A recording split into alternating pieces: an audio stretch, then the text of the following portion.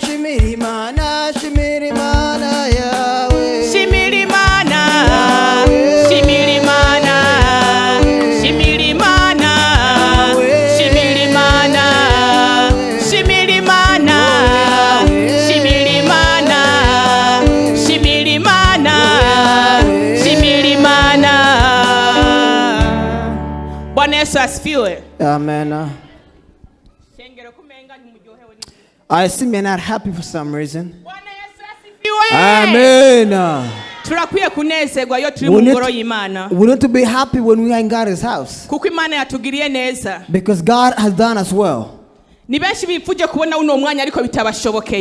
many want to see this time, this moments, but unfortunately we are unable to.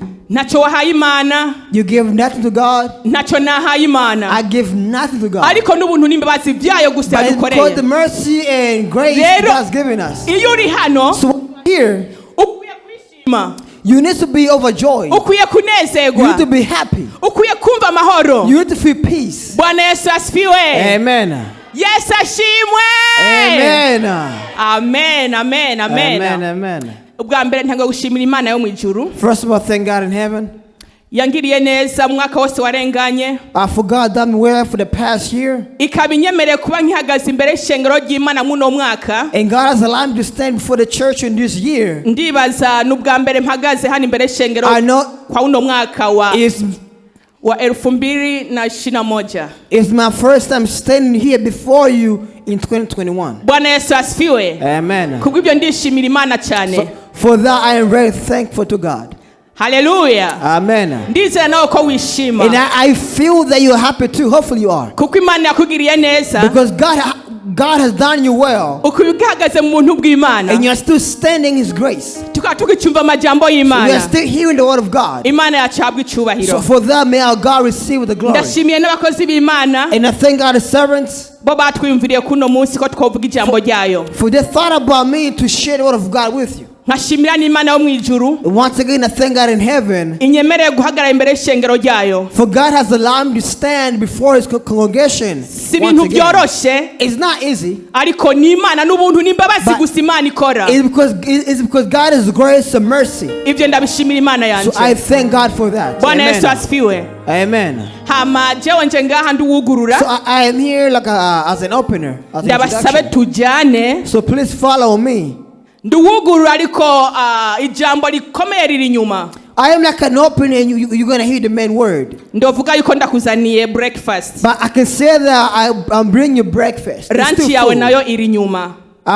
You're going to get your lunch after this. Bwana Yesu asifiwe. Amen. Amajambo Imana yantumanye kuno munsi. In the word of God that God has sent with me today, turagomba kumenya umuhigwe.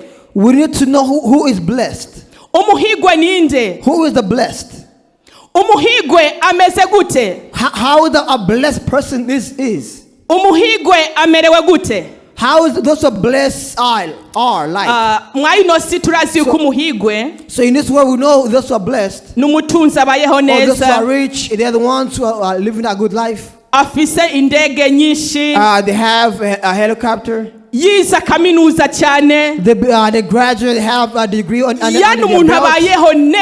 Basically they are living the best life. Uyo muntu tumwita kari umuhigwe. So we call that person a rich. Aha ni kwa inosi. Bwana Yesu asifiwe. Here is being rich in the word. Ariko tukwa tumuhigwe muri Bibiliya ninde. So we want to see those who are wealthy in the Bible. Bwana Yesu asifiwe. Amen. Ijambo ry'Imana rigomba itubwire umuhigwe w'ukuri ninde. So the word of God want to show us who is the biggest worth. Who is the lucky person? Umukozi w'Imana udusomere muri Yeremiya. I'm going to read in Jeremiah. Yeremiya 17. Jeremiah 17. Ku murongo w'indwi. On line 7. Ugeze ku murongo w'umunani. 17 ku murongo w'indwi ugeze kuri munani.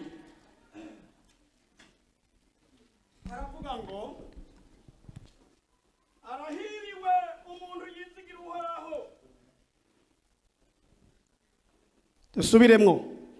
Arahiriwe umuntu yizigira uhoraho. Uhoraho akaba ibyizigiro byiwe.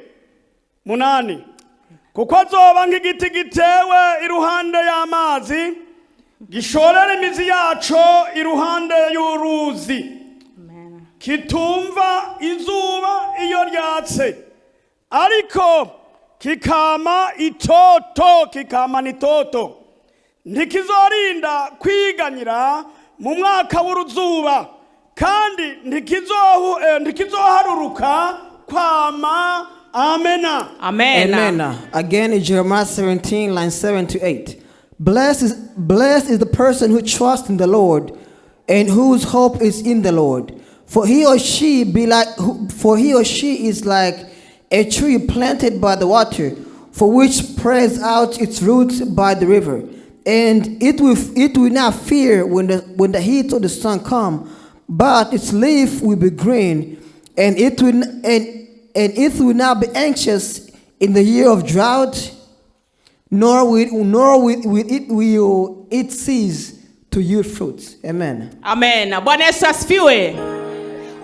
asifiwe. Amen. Twumvise ngaha uhiriwe ninde. Here we have seen who is blessed. Twabonye ngo ninde ahiriwe. Here we see that who is blessed. Uhiriwe ngo numuntu yizigiye uhoraho. That those who are blessed are the ones who believe in God. Uhoraho akaba ibyizigiro vyiwe. And God has become all their belief. Uyo muntu arahiriwe. See, he or she is blessed. Uyo muntu aramerewe neza. That person is living a good life. Uyo muntu afise byose. That person has everything. Afise amahoro. That person has peace. Afise umunezero. They have joy. Afise ibyishime. They have afise gutwenga.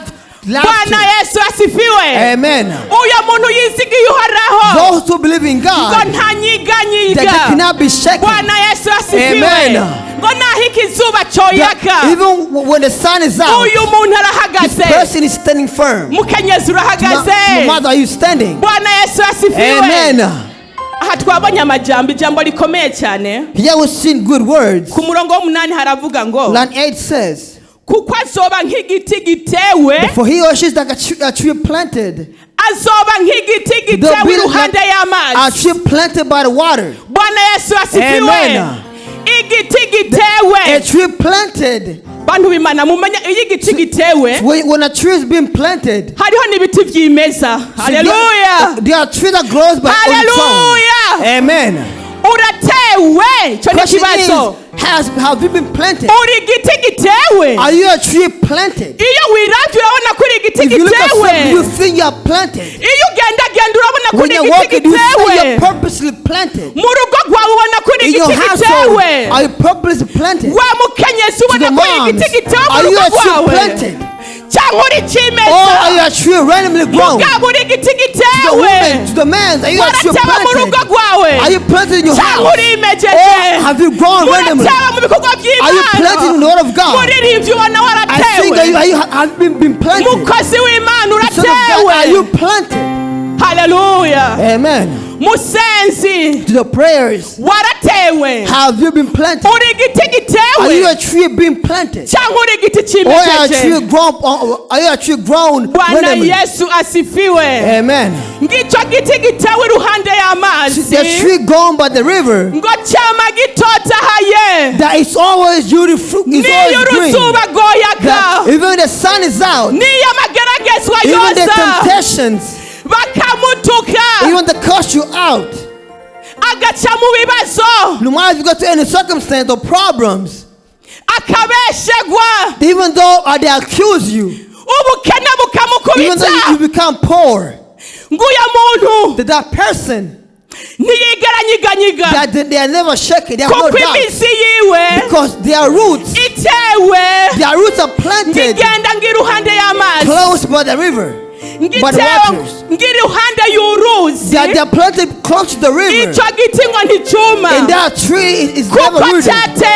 Because it's planted. Cyatewe n'Uhoraho. That God planted that tree. Ico giti ni kinyuganga. That tree is never have doubt never shaken. Because its roots. Irahagaze. Its roots are standing firm. Umukenyezi yizeye Uhoraho. To the woman who believe in God. Uyu arahiriwe. She is blessed. Mwigeme wizeye Uhoraho. Those who believe in God. Urahiriwe. You are blessed. Musore wizeye Uhoraho. To the man who believe in God. You are blessed. Even though the sun is out, you're never shaken. You're always green. You always have fruit. Amen.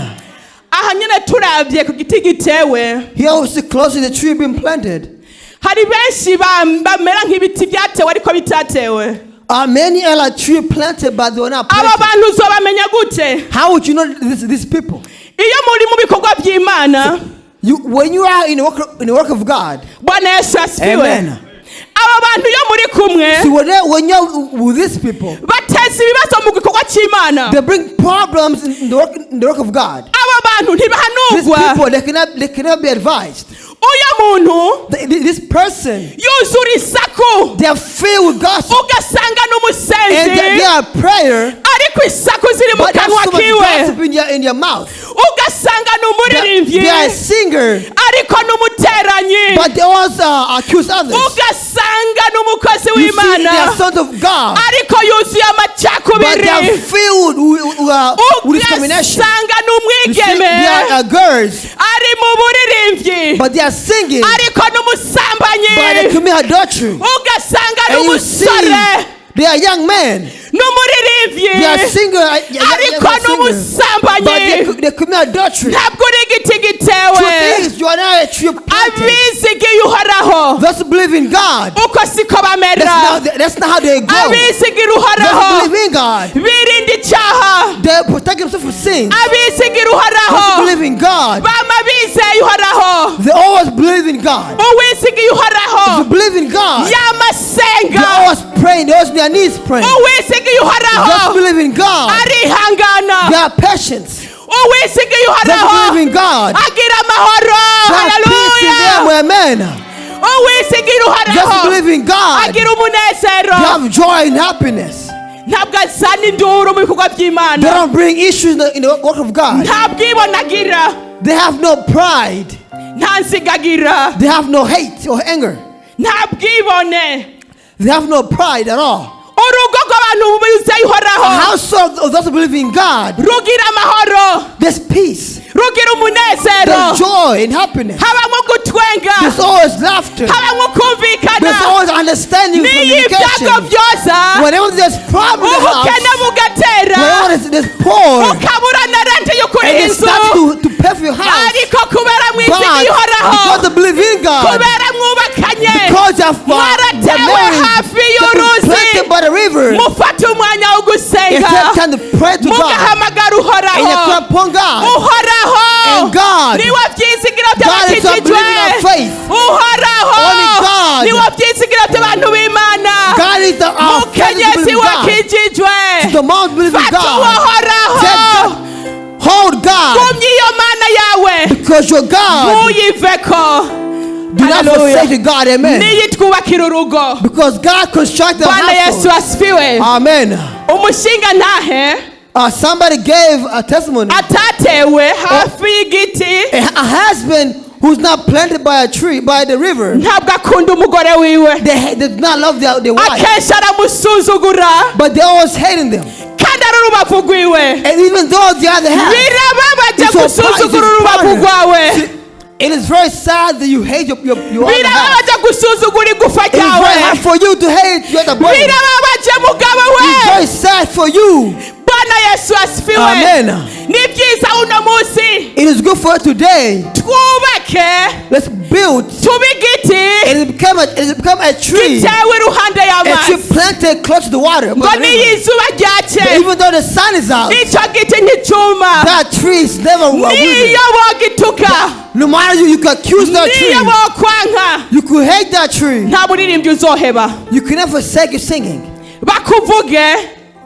It doesn't matter if they speak about you. It doesn't matter if they accuse you. It doesn't matter if they say you are witchcraft. It doesn't matter if they say you are a killer, you are murderer. doesn't matter. Once you receive God within you, you are not shaking. You're standing firm. And you cannot forsake God. Your roots are standing. They're spread out, amen. They're standing firm. A woman is standing. They are not afraid in the household.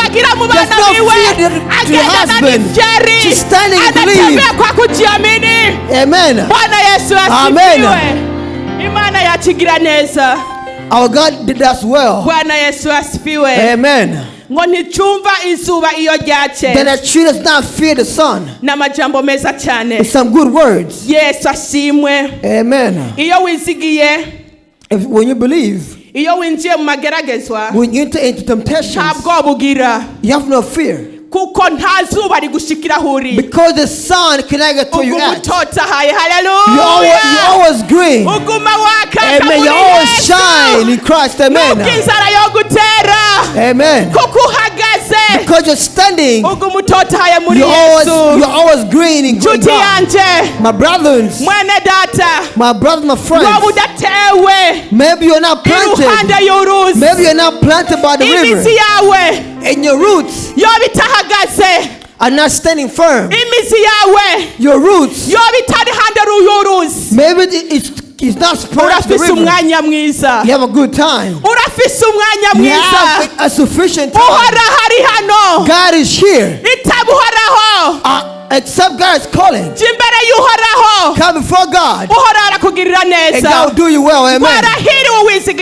Bless those who believe in God. But welcome my brothers. Today is now. Receive God. And let God become your belief in your life. And you see peace. And you receive God's kingdom. The word of God sent to share with you. God bless you all. Amen. Amen. Amen.